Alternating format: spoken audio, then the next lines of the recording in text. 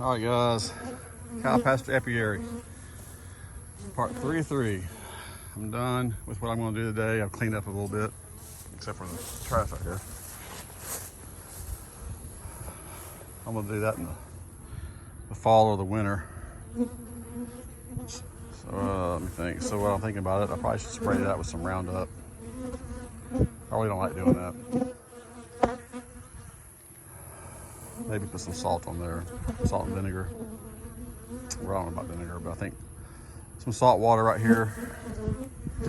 Kind of keep that down a little bit so I can come get it. I can get it quickly. All right, so I pulled honey supers off hives 1, 2, and 3. I think hive 1 had a deep 4 super and a medium super. I pulled both of those.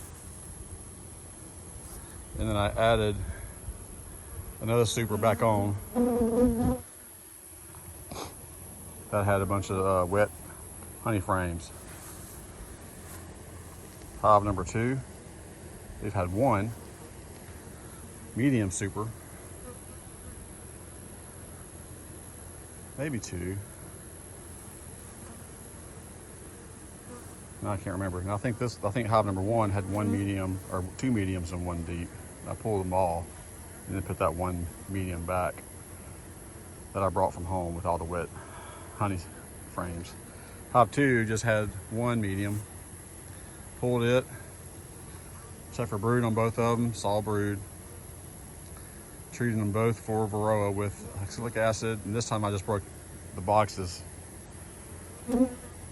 down, sprayed in the bottom and the top brood box, put the supers back on, and I added a reducer in there because it's fixing to be rotting here. I've lost a few hives to rotting. I know it's hot. There's ventilation in there. You see the ventilation? That's where all the bees are gathering. There's ventilation there, so I'm not worried about the bees getting too hot. Plus there's a lot of space in there. Hive 3 had some good frames in there, some thick frames. And they were capped, but there's a lot of them that weren't. And so I didn't feel like picking through it, so I just stuck that over here. And I put it underneath this super. This is a second super that I brought from home with wet honey frames. So I pulled all the supers off both of these. Ended up with 1 deep and 3 mediums. Had 2 mediums from home with wet frames here and here. And this is from this hive here. And the reason I did that is because not all of those have just a lot of work needs to be done in that super. In the top brood box, while there is brood in there, has 2 frames on both sides that are nothing but foundation. So, well, I need to break it down, let those guys expand that a little bit. I added the super probably a little bit prematurely. So that's what I did. And also I treated it for varroa. I broke the boxes down on this one. Sprayed them with oxalic acid. Also, I sprayed the bees on the outside, on all the areas there. All these guys here, I'm too tired. I won't get to it until next week. But they look good. I sprayed the outside of all these beehives with oxalic acid spray. So that's not a super effective way to treat if you're just spraying the bees on the outside, but at least I know those bees are being treated. It's too hot for me right now. It's the end of the day, and I wanted to at least hit them with something. I think what I'm going to start doing is just start bringing oxalic acid with me every time, and just every time I open the box, just treat it, spot treat it, just knock the mite load down a little bit. And that way when give a really good treatment with the max strips, with treatment that will get into the brood, the cat brood, it'll be even more effective. Or if I use hot guard or something like that, but just trying to get the mite load down, okay? Trying to help these guys survive. These guys look pretty good. I added reducers on a lot of these. I can't find, I may have some reducers in the back of my truck, but I'm not gonna, actually I'm not gonna go in there and mess with them. But they look pretty good. Now, you can kind of see here, I noticed when I was driving around, I didn't think I saw it, but I was like, you can't tell where I mowed because the grass is growing up and they came back and mowed. But actually you can, I can see it all here. I can see my line here and around there. And so, I don't know if this grass has grown that much since I've mowed.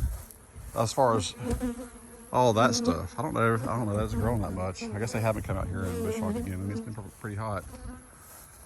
You can see where my line is here.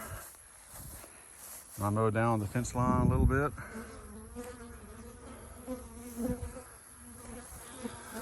But I don't know why the grass inside would grow at a much higher rate, unless it just has something to do with the traffic of the cows coming around, and that might be it. I guess that's what it is. I'm answering my own questions. So,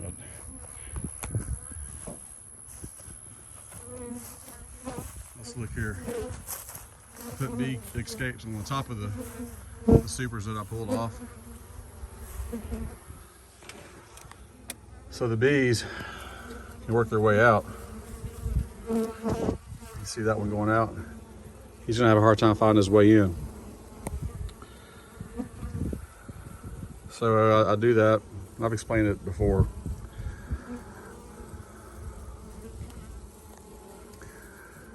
For those times I can't get the supers empty of all the bees before I stack them up.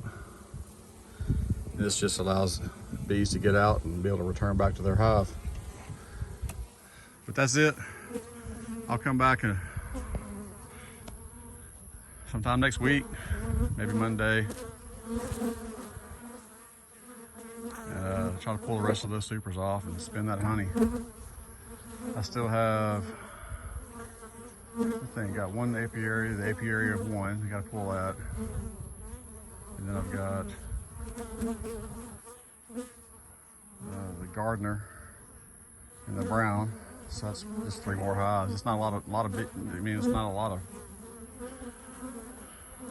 hives to work in, but I need to get to them, and a lot of honey. The Savannah apiary, those big two tall hives, where I combined all my resources and put them all in 2 hives because my bees were absconding and swarming out. And I was just trying to save the comb. Ended up with about 15-20 gallons of honey just from those 2 hives. So for me, that's good. I mean, I'm nothing to brag about, but I was pretty happy. All right, guys. The shorter part 2 that I did, it just shut off because it got too hot. I actually worked a lot, but that's why I was trying to make sure that when I went through the recap, I was trying to remember what I did, because I used the work through videos to go back and see what I need to do when I go back, or why something didn't work the way I thought it would. Like when I went back and watched the video at the Valadares apiary, I noticed the one hive that got robbed out is the one hive that I did not look through for brood and took the population.